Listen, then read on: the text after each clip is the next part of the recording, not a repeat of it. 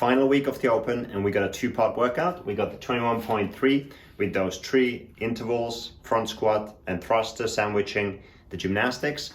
And then right after that, we got that 21.4, that nasty complex when your grip is going to be taxed anyway. Let's go ahead and break this down. Let's start with a couple observations from the announcement show, and make sure that you check out our full analysis of the 21.3 and the 21.4 performances on our website or Instagram. Now, if we start with the 21.3 and look at Scott Panchik, because he had the fastest time, what we saw is that he was going unbroken on the barbell all the way through. He had very fast cycle rate on both movements all the way through, and you could see him pulling the bar down on the thrusters. Now, for most people, it's unlikely that you will have that capacity to cycle the barbell that fast, but if you can, there's definitely some time to be made in there. But most importantly, if you can keep the barbell unbroken, you're already on your way towards a very good time. Now, with the gymnastics, what we see, there's a lot of going unbroken on the toes to bar and chest to bar, but the reality for most people is going to be that the grip is going to be a big limiter on this. So you might want to start breaking those toes to bars and chest to bars earlier than you think, even if you could go unbroken. Now, as the athletes got to this last 30 bar muscle ups, we saw Scott doing 4 sets, Sam Briggs did 3 sets, and they had the same cycle rate altogether, counting the rest periods as well. So the number of sets there is not as important as really minimizing the downtime. And that's kind of the theme of this workout. Even if your cycle rate is not super fast, you can get a great time if you just keep the downtime to minimum. And that requires you to have a good strategy throughout the workout, something that works for you.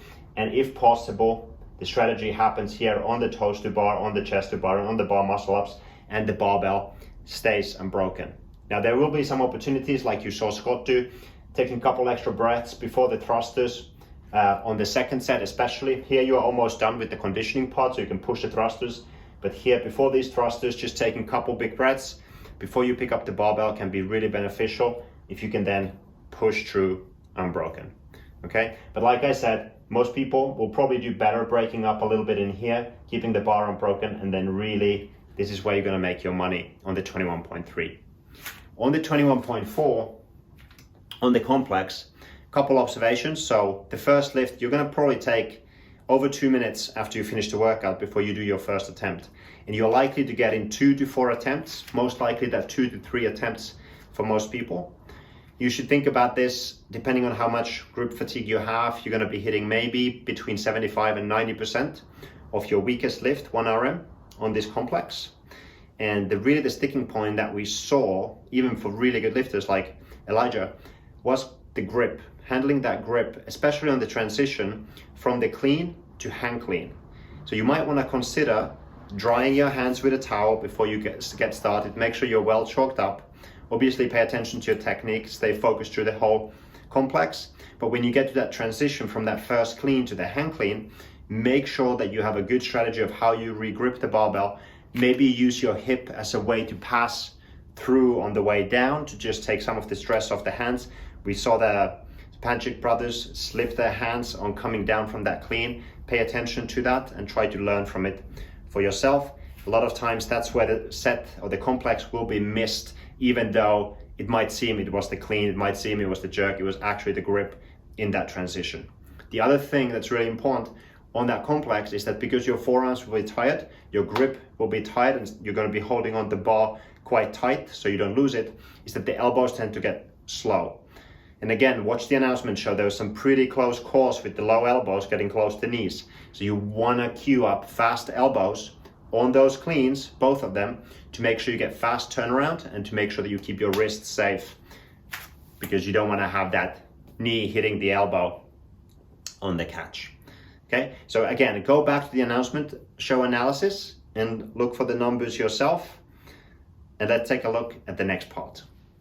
For the warm-up, the first priority for this one is to get the engine going, get the blood flowing, get the heart pumping. You're going to be going full blast from the beginning, so you want to do a sufficient warm-up to be ready for that. So if you go to our website, you'll see 3 different versions of the warm-up and you can follow through with those. But number 1 priority, get the blood flowing, get your heart going.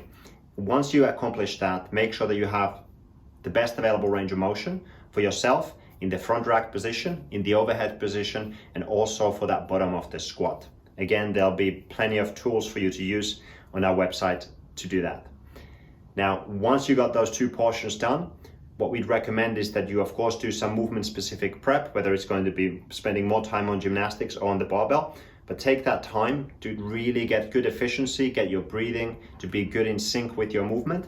And then for the barbell complex, as you're warming up for that, you don't need to do a lot of repetitions of the full complex. You can certainly try that at the lighter weights, but as you build heavier, it's going to be plenty sufficient to focus on the clean, maybe after the deadlift, so top down clean, and then the jerk.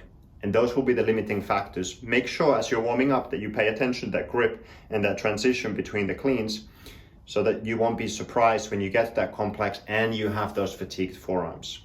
Now, talking about the forearms, make sure that during the workout that you're going to get, or during the warm-up, that you're going to get sufficient blood flow into those forearms.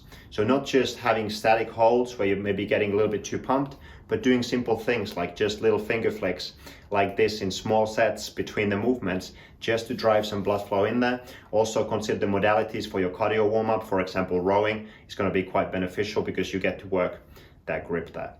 So whatever you do for your warm-up, make sure that you prime the pump, get the engine going, get the heart running, and then you're going to prep the range of motion that you need, overhead, front rack, and the squat. And then you're gonna have to prep those movements specifically, but don't overdo the lifting warm-up. Save that for the actual workout. Finally, let's talk about a couple additional tips for different parts of the workout. First of all, the front squat. Now, being in that front rack position, especially if you tend to be limited in flexing your elbow or just getting the elbows high in that setup and getting a good position, you can restrict the blood flow to the upper extremity quite a lot, and it might get quite uncomfortable. So you might want to consider either just having 1 or 2 fingers on the bar, or even passing onto this kind of cross arm position like you saw in the announcement show. That might be quite beneficial for you if you can squat upright, to just let the forearms and the grip rest a little bit. Now, talking about the grip, it was mentioned specifically in the instructions that you can use any grip you want in these movements. So if you have some capacity on doing the toes to bars with the mixed grip, I mean, chest to bar is possible as well, but you have to have practiced. But the toes to bar is a little bit easier. If you have some capacity to do the mixed grip, that's, again, just like for the deadlift, it's a great way to save your grip early on if you can find a good rhythm. So it's definitely worth experimenting with. For the thrusters, make sure that you're not overdoing the shoulders, so that you're really extending the hip first and then pressing the arms. Get the right sequence down as part of your warm-up, get that coordination going, and it's going to pay off here on the thrusters. Now, through all of these movements, you want to make sure that you're breathing well. If you're holding your breath, if you're pushing the sets, if you have too much tension in the body, it's going to be costly. One of the good ways to reduce tension is to try to focus on 2 things. One is to keep your face relaxed. A lot of the tension that builds up on the face goes to the rest of the body. And then secondly, when you're gripping the bar, you obviously want to have a firm grip, but you don't want to over grip it. So in your warm-up, if you're hanging from the bar, you might kind of test out and feel how tight you need to hold the bar to be able to safely do the movement, and only hold the bar as tight as that. You don't want to over squeeze it, because you're going to need that grip when you get to the 21.4. Now, for the 21.4, make sure you know that you have to change all the plates, so you have everything ready and lined up before you start. Make sure also that you have some kind of a towel so you can dry your hands. Put a t-shirt back on so you have better friction. Don't do this with without a top on, because the sweat is going to be a problem. You obviously want to use a belt. You might want to use lifting shoes, depending again on what you are used to on these lifts. And you want to make sure that you have that choke ready. The grip is really going to be that limiting factor when you get to the 21.4. Now, there is one more protocol that you can try. This comes from rock climbing. It's called the G-Tox protocol. And this is really used to flush the forearms if you're doing long climbs, if you've seen free solo, for example. And what you do is you shake your arms. You want to keep them over your heart. You shake them for a little bit, and then you let them relax. And you shake them and you relax, and you do about 5 seconds of each. And a great time to do this would be, for example, between the complex in here when you're resting, if your forearms need to recover. And then in here, you got that 1 minute rest period. That's another great opportunity to do a little bit of relaxing of the forearms, relaxing of the grip, and getting the blood flowing back away from the forearms. Now, Other things to do during that rest period, you want to use it wisely, would be to chalk up, maybe flush your mouth with a little bit of sugar. That's going to help you feel like you have more energy. You don't actually need to swallow that sugar.